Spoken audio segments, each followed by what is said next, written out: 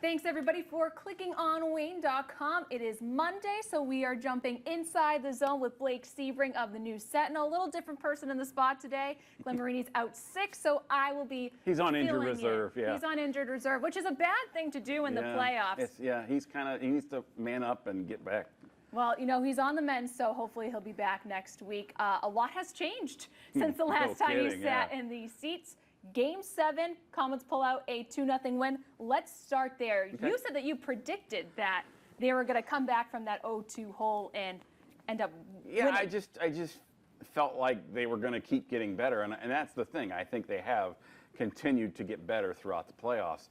And, you know, when you got 11 guys, it's their first professional playoff, you can tell them, you can show them the video, but until they go through it, they don't know what it's like. And now they all know what it's like. Kind of a theme that I sensed in the locker room after Game 7 was, yeah, going down 2 games in the series wasn't exactly the plan, but it kind of was the best thing that could possibly happen. Would you agree with that? Oh, totally. And one of the things I really, really liked that Gary Graham did is he mixed up all the forward lines, all the defensive pairings, and what that did was they had to play the game plan. They had no choice. We got to follow the game plan because we're not sure where everybody else is going. If we just follow the game plan and trust it, we don't have any other options. And that worked. It really worked. It made them adhere to it, and that really pulled them through. And the Komets getting Utah in the second round, and man, what a turnaround. Never led in their series with Cincinnati. Yeah. Now they're up 2 games after the weekend at the Coliseum. You play one team for 17 games, and you play another team you haven't played in 17 years, you know. I mean, it's kind of crazy the way that worked out. But I think it was to the Komets' advantage because Cincinnati and Utah are very similar teams. They're both not as big on the defense. They're both okay size-wise at forward, but they're both really fast. They both look for transition. They both look for turnovers and that kind of thing. So it really wasn't that big of an adjustment for the Komets. Beyond just some of those younger guys getting more experience, what's been different in these first 2 games with the Grizzlies? The fact that they've all committed defensively. I think Utah only had a couple of odd man rushes, 1 each in the first 2 games. And that's because the forwards are really hustling back. And what the Komets are doing is they're keeping a third forward high in the zone offensively, so he's easy to get back. And plus, they've also figured out that the defense for Utah, they don't like getting hit, and they're easy to pick the puck off of for turnovers. Well, there's a guy in the slot right away, and you got a scoring chance too. How do you balance that physicality with the penalties that they've seen to be racking up? Komets spending a lot of time in the box these first two games. The hardest part they can change is don't react back to Utah, because that's Utah's entire game. They're small. They're like 7 or 8 of the 9 forwards are under 6 foot. They're not very big. They're only going to hurt you so much because they don't have that physicality. So don't overreact to them and swing back. You know, if you got to take a shot for the team, you take a shot for the team. You know, you just don't react because that's the one the ref always sees. Now, luckily, the Komets don't have to go into Utah like they had to go into Cincinnati and pull out 2 wins because Utah is a tough place to win a game. Also, you have the altitude issues there.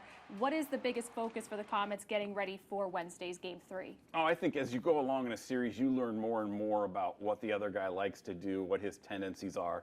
And that's really hard to change up after you've done them all year. So, and Gary Graham's great at picking out those kind of things. So I think they'll just refine and keep refining what they're doing. And right now, Pat Nagel's playing great. Yeah, a .916 save percentage through the first 2 games of this series, plus the 7 games in their series with the Cyclones. How does he just seem to come together for the playoffs? It's the same thing we saw last year. I think it's partly his maturity.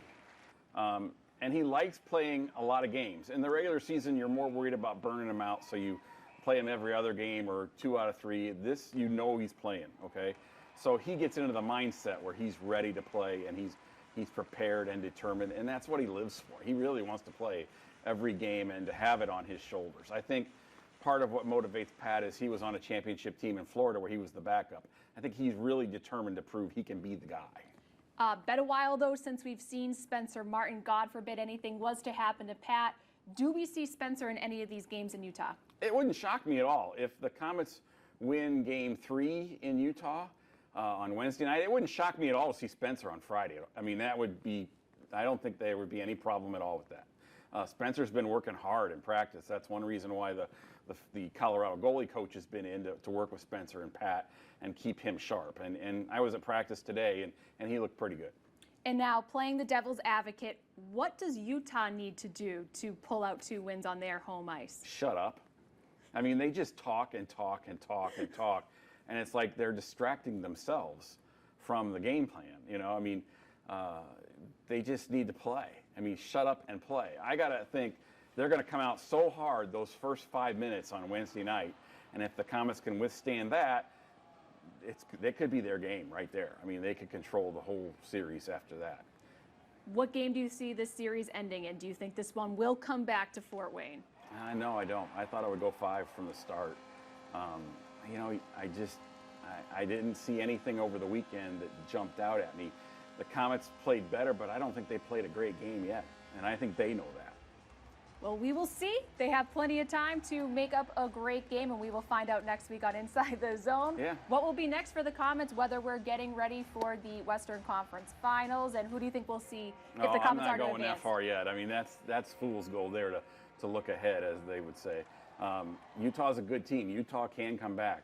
Their goaltending right now is their biggest problem, but you know, anybody can get hot. You know, you got to be careful. And I'm really impressed with how the Komets have remained focused. They are loose as a goose. This is a team that's weird. It's not like even before games they get real intense.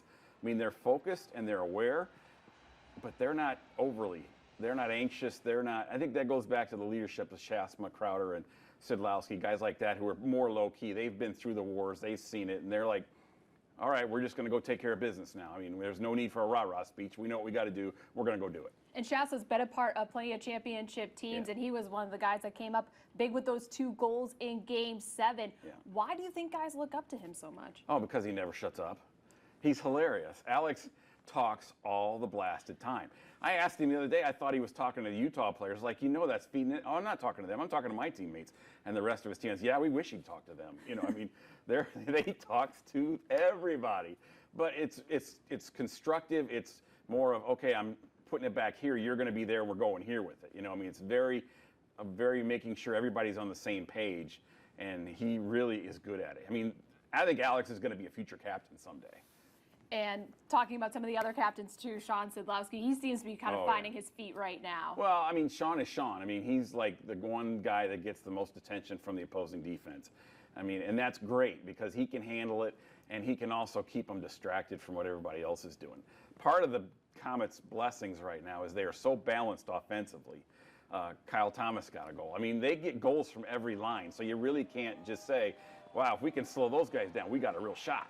They don't really have that. So they're so balanced right now that everybody's contributing. And with this sort of balance, with the experienced players like Shasma and like Sidlowski, then you got guys like Kyle Thomas. Right. Who do you think has been the young guy to step up the most this playoff run? That's just it. There hasn't been one. It's been a different guy every game. Troy Bork. You know, I think Hamonic's played better. He broke up a couple of odd man rushes on the defense this week, which were huge because that could have been, they were key points in the game that could have been really something. You know, Southorn's another veteran leader that, you know, he just kind of rolls with it. It's just, you know, they really are getting something from everyone. But Bork has been really good, and Kyle's been really good, and Alex has been really good. It's just been a different guy every night, and that's kind of cool. It's been fun watching Kyle have success, Yes. a fellow Massachusetts native like brother, myself. here we go. You know, just great hockey players and great hockey talent just comes from Massachusetts. It has been fun to watch him get better, though. I mean, and you can see it month to month during the season. And that's one of the cool things about the ECHL is you can actually watch players improve. Well, thank you very much, Blake. We will be talking to you hopefully next week, We'll be barring here. any sort of disaster. Thank you so much for watching Inside the Zone.